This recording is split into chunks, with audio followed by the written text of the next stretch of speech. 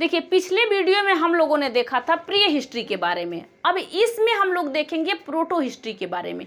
ये proto history क्या होता है, सिंधु सभ्यता और हड़प्पा सभ्यता हम किसे कहते हैं, ये सारे चीज़ इस वीडियो में हम लोग जानेंगे। आप लोग को पता है कि आप लोगों का बीपीएससी का पेपर जो होने वाला है इसमें आप लोगों को बहुत सारे इतिहास के मतलब इतिहास के बारे में, विश्व के इतिहास के बारे में, प्राचीन इतिहास के बारे में और आधुनिक इतिहास के बारे में आप लोगों को अगर पूछा जाएगा तो आप बता सकते हो किस तरीके से। आपको 40, 45, 35 तक आप लोगों को इसी हिस्ट्री में पूछा जाएगा और हिस्ट्री आपका सबसे ज़्यादा मजबूत होना चाहिए जिससे आप लोग कुछ भी कर सकते हो, जैसे बीपीएससी का पेपर देने में आप लोग को डिफिकल्ट नहीं पड़ेगा।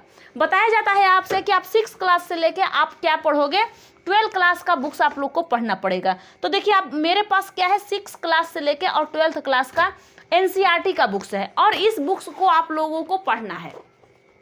जब आपको बीपीएससी का पेपर देना है तो उसके बारे में समझना है तो आप लोगों को 6 से लेके आपको 12 तक आपको पढ़ना है।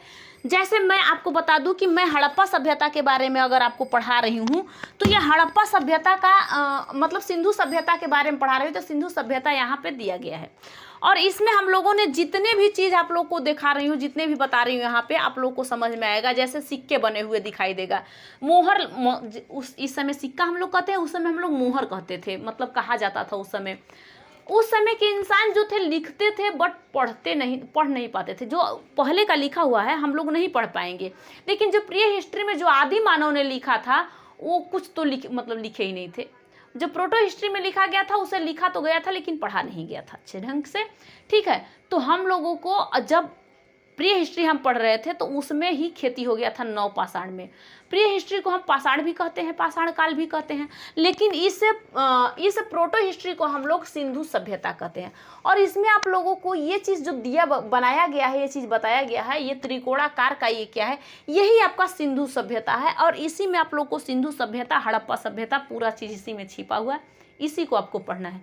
इसके अंदर जितने भी स्थल मिले हैं इसके बारे में आप लोग को पढ़ना है, पूरा आपको यही कवर करना होगा। जैसे मान लीजिए कि अगर मैं कहूँ कि लोथल में सिक्के यानी मोहर मिले हुए थे तो किस चीज़ के बनाए थे, तो आप कह सकते हो कि सेल खड़िया के बनाए हुए थे। मान लीजिए उस पर क्या चीज़ का चिन्ह दिया गया था। तो इस तरीके से आप लोग जो भी यहाँ पे पढ़ोगे तो समझ में आ जाएगा। ये 6 क्लास का छोटा से बच्चों का छोटा सा बुक्स है, जिसे पहले ही हम लोग अगर कवर कर दिए होते तो आज तक ये प्रॉब्लम हम लोग के साथ में नहीं होता, आप लोग के साथ में नहीं होता। तो 6 से लेकर 12 तक हम लोगों को ये चीज़ पढ़ना है, क्या क्या चीज़ इसमें दिया गया है, ये सारी चीज़ आपको कवर करना पड़ेगा। जैसे ही वहाँ पे पूछा जाएगा खुदाई किसने कहाँ करवाई थी, किस तरीके से मूर्ति मिली थी, पशुपति की मूर्ति कहाँ मिली थी, नृत्य करती हुई मूर्ति कहाँ मिली थी, सारे चीज़ आप बता सकते हो। आप लोगों के लिए बहुत आसान पड़ जाएगा। तो आप लोग आधुनिक हिस्ट्री और आप लोग मतलब प्राचीन हिस्ट्री से समझते हुए आप लोग आ सकते हो। तो जो हम सिंधु सभ्यता के बारे में पढ़ते हैं, जो इसमें स्थल जितने भी मिले हैं, तो क्या क्या कौन सा स्थल है भी समझेंगे। और क्या है अपना सिंधु सभ्यता, हम इसे सिंधु सभ्यता क्यों कहते हैं। तो जो सिंधु सभ्यता है आपको पता होगा कि तिब्बत यानी मानसरोवर जो वहाँ है झील, ये वहाँ से निकली हुई एक नदी हुई है, मतलब तिब्बत से ही समझ लीजिए, वहाँ से निकली हुई एक नदी है जिस नदी का नाम है सिंधु नदी, जिस नदी का नाम सिंधु नदी है। और सिंधु नदी के पास में जितने भी सहायक नदियाँ इसकी है, जितने भी मान लीजिए सहायक नदियाँ ये सब बनी हुई हैं, चिनाब, रावी, सतलज, ब्यास, ये सारे जो नदियां हैं इनके पास में मिली हुई जो स्थल है, इसलिए हम लोग सारे को मिला के हम कहते हैं सिंधु सभ्यता। अब पहली बार अगर खुदाई हो गया था हड़प्पा सभ्यता की, इसलिए हम लोग उसे हड़प्पा सभ्यता या सिंधु सभ्यता कहते हैं। तो जो इस सिंधु सभ्यता की जानकारी पहली बार देने वाले कौन थे, इसके बारे में आप लोग समझ जाना। पहले आप समझिए क्या चीज़ कि जो सिंधु सभ्यता का ऊपर वाला भाग होता है उसे कहते हैं मांडा, जो चिनाब नदी के पास में है इसे हम मांडा कहते हैं।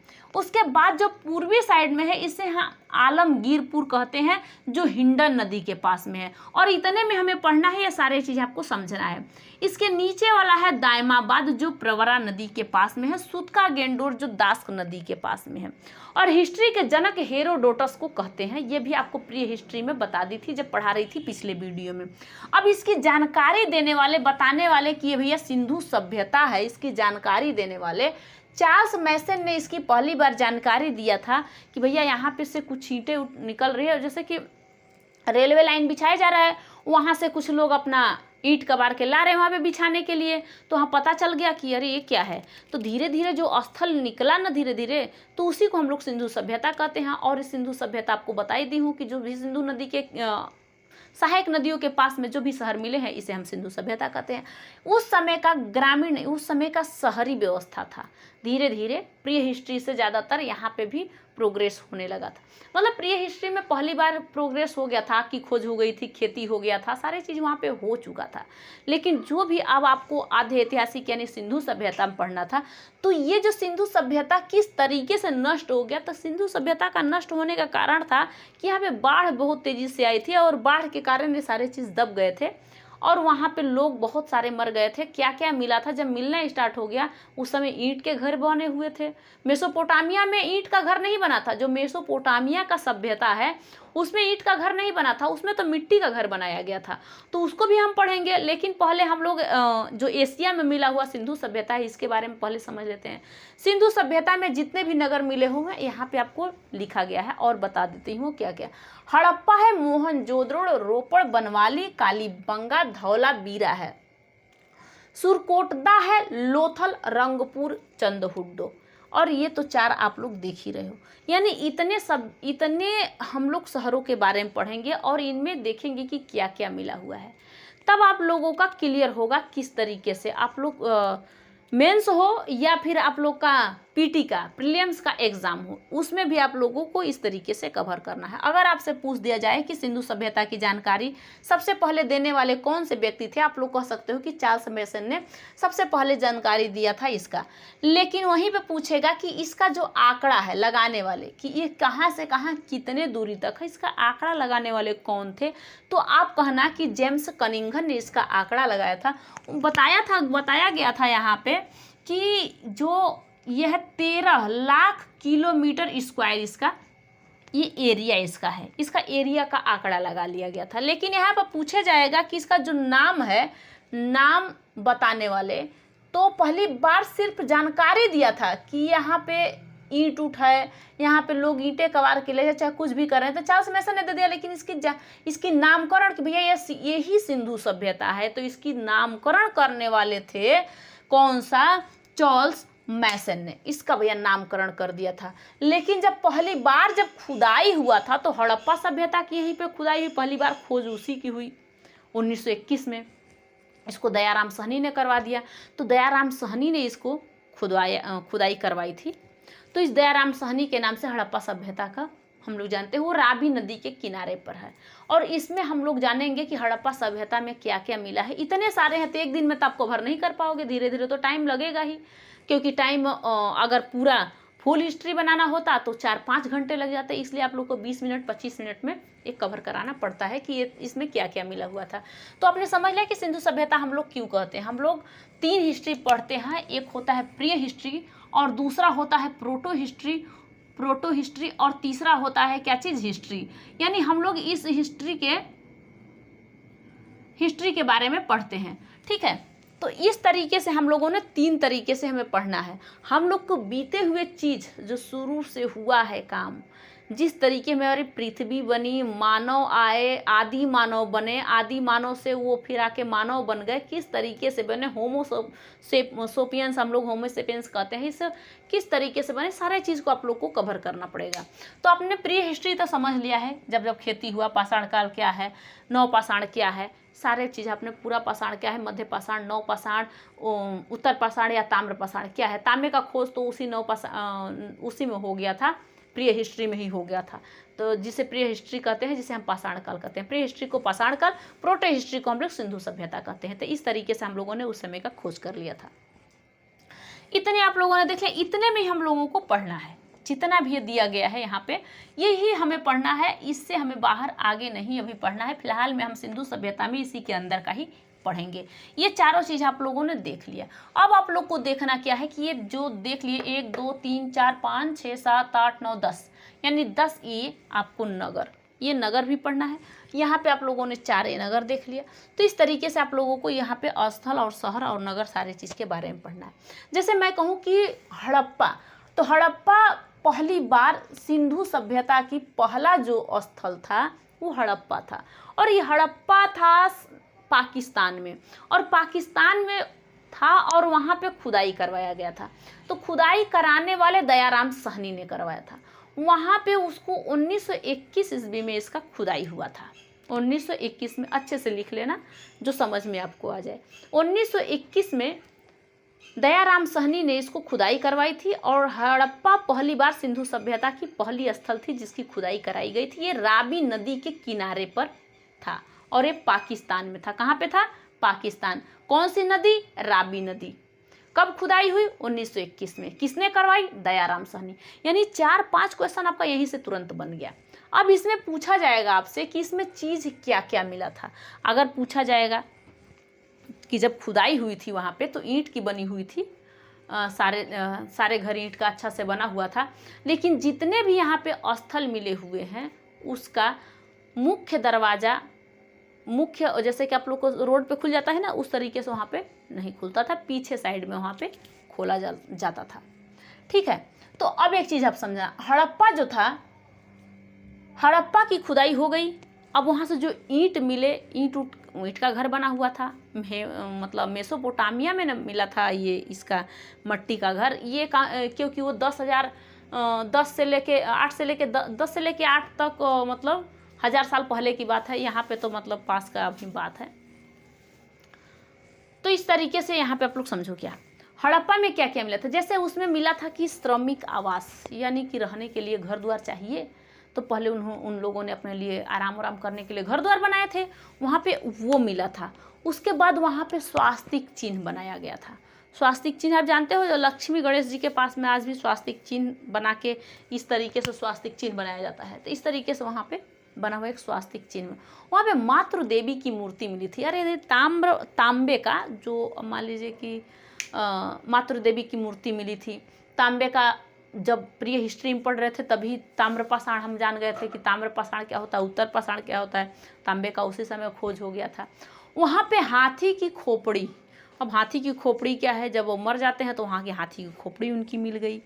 ठीक है, वहाँ पे अन्नागार, भाई अनाज रखने के लिए घर द्वार है ना, चाहिए ना, तो अन्नागार, जिससे गोदाम आप लोग बनवाते हो गांव में घर में, तो उस तरीके से अन्नागार यानी अनाज रखने के लिए वहाँ पे बनवाया गया था। वहाँ पे कब्रिस्तान मिला था। अब कब्रिस्तान क्या है भैया, उस कब्रिस्तान का नाम था RS-33 कब्रिस्तान था। उसमें वहाँ पे ताबूत मिला था, वहाँ पे ओखली मिली थी। इन सब चीज़ के बारे में अगर पूछेगा तो आप लोग अच्छे ढंग से बता सकते हो, आप कहीं भी नहीं यहाँ पे भटकोगे, भूलोगे नहीं। ठीक है, तो इस तरीके से आप लोगों ने यहाँ पे देख लिया, समझे। अब आ गया मोहनजोदड़ो। मोहनजोदड़ो की खुदाई भैया कौन करवाया था? राखल दास बनर्जी। और चंद हुड्डो की खुदाई करवाए थे गोपाल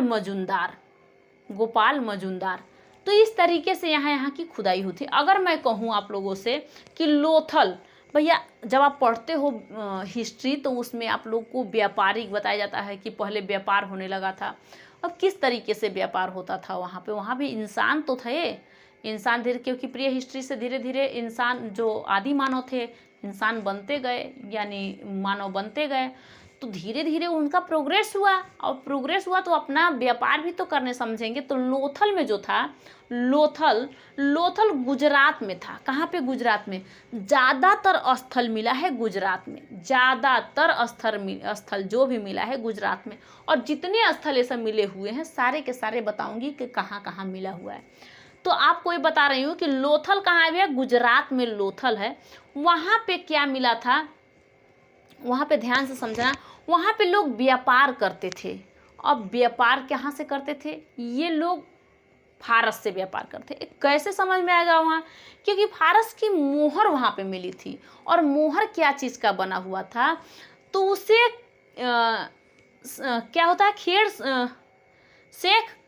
खीड़ा क्या तो कहते हैं उसे, उसका मिला था। ठीक है, सेल खीड़ा से। तो अब सिक्का जो था टेराकोटा, जो वहाँ पे मिला था, लेकिन वो सब युद्ध करने नहीं जानते थे। लेकिन मोहनजोदड़ो में पूछो, मोहनजोदड़ो में तो पूछो नहीं कितने लाशों का ढेर मिला हुआ था। तो मोहनजोदड़ो का तो हम लोग बात नहीं कर रहे हैं, लोथल का, सेलखड़िया का, हाँ सॉरी, ये सेलखड़िया का जो सिक्का मिला हुआ था ना, जो मोहर मिले हुए थे वहाँ का मोहर था, तो किसका था? सेलखड़िया का था। और ठीक है, किसका था? सेलखड़िया का मोहर, जो मोहर लगाते हैं ना उस चीज़ का।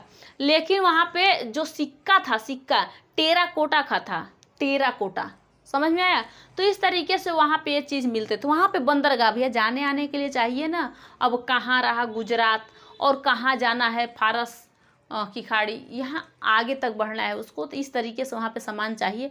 तो वहाँ पे बंदरगाह, बंदरगाह आप जानते हो, जैसे कि हम्बनटोटा बंदरगाह, यानी ग्वादर बंदरगाह, कराची बंदरगाह, सब बंदरगाह समझते हो ना। हम्बनटोटा किसका है? श्रीलंका का। और पाकिस्तान का ग्वादर बंदरगाह है, कराची बंदरगाह है। तो बंदरगाह के बारे में तो जानते ही हो। तो बंदर रहने वाले बंदरगाह नहीं, जहाँ पे हम लोग नाव से, लकड़ी का नाव बना के जाते आते हैं, तो उसे हम लोग कहते हैं बंदरगाह। पानी में जाने के लिए वो आसान पड़ता है। तो मतलब आसान क्या, तेज का अगर आंधी है तो उड़ जाएगा, लेकिन फिर भी वहाँ पे जाने के लिए वो लोग अपने बना लेते हैं। तो वहाँ पे वो लोग व्यापारिक थे, व्यापार करते थे। वहाँ पे तराजू उनको मिला था, बाट मिला था, 16 किलो का बाट, छोटा बाट ही नहीं था वहाँ पे कि चलो। वहाँ पे सती प्रथा ज़्यादा था। सती प्रथा का मतलब क्या होता है कि पति के साथ पत्नियों को जला देना। वहाँ पे सती प्रथा भी था। वहाँ पे कलश समाधान था। इसका मतलब क्या होता है कि जो इंसान मरते थे उसे कलश में भर दिया जाता था। तो इस तरीके से आप लोगों को यहाँ तक समझ में आ गया होगा।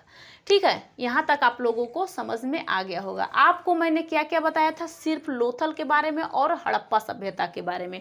इसके बाद आप लोगों को मोहनजोदड़ो के बारे में बताऊंगी और सारे चीज़ के। मान लीजिए मोहनजोदड़ो के बारे में आपको बता दूं तो राखल दास बनर्जी ने खुदाई कराई थी इससे कि ये सिंधु नदी के किनारे था। बनवाली रंगोई नदी के ए रविंद्र सिंह ने इसका खुदाई करा था, हरियाणा में मिला था। कालीबंगा सरस्वती यानी डीके थापड़ ने करवाया था। यहाँ पे जूता हुआ खेत और चूड़ी मिली थी। चंद हुड्डो में सारे मेकअप का सामान मिला था, लेकिन चूड़ी नहीं मिली थी। वहाँ पे चूड़ी इस जगह पे मिला था। ठीक है, रोपड़ सतलज नदी के है, यज्ञदत्त शर्मा ने इसका कराया था। तो इस तरीके से आप लोग इसका जो चीज़ है इसको आप समझ लेना, लिख लेना। कालीबंगा सरस्वती नदी, डीके और थापड़, डीके थापड़ ने इसकी खुदाई करवाया था। जूता हुआ खेत मिला था, यानी जोता हुआ खेत था वहाँ पे। यज्ञदत्त मतलब कि यज्ञ का वहाँ पे सामान मिला था और चूड़ी मिला था। रोपड़ में सतलज नदी के किनारे पे था, वहाँ पे यज्ञदत्त शर्मा ने उसकी खुदाई कराई थी। आदमी के साथ वहाँ पे कुत्ता भी दफना दिए जाते थे। कि कहाँ पे? रोपड़ में आदमी के साथ कुत्ते भी दफना दिए जाते थे, रोपड़ में। रंगपुर में, ये रंगपुर कहाँ? गुजरात में मिला था। वहाँ पे धान की भूसी मिली थी। तो इस तरीके से आप लोगों को ये सारे चीज़ समझाना है। अभी आपको सिर्फ मैं इनका जहाँ जहाँ ये स्थल कहाँ कहाँ है ये बता दी हूँ, कौन से नदी किनारे है ये भी बता दी हूँ, कौन से लोगों ने खोज किया था तो इनको बता दी हूँ। ठीक है, आपको लोथल के बारे में और हड़प्पा के बारे में समझा दी हूँ। अब नेक्स्ट वीडियो में आप लोगों को इसके आगे का जो भी है, जितने भी स्थल है उसके बारे में समझाऊंगी। Thank you.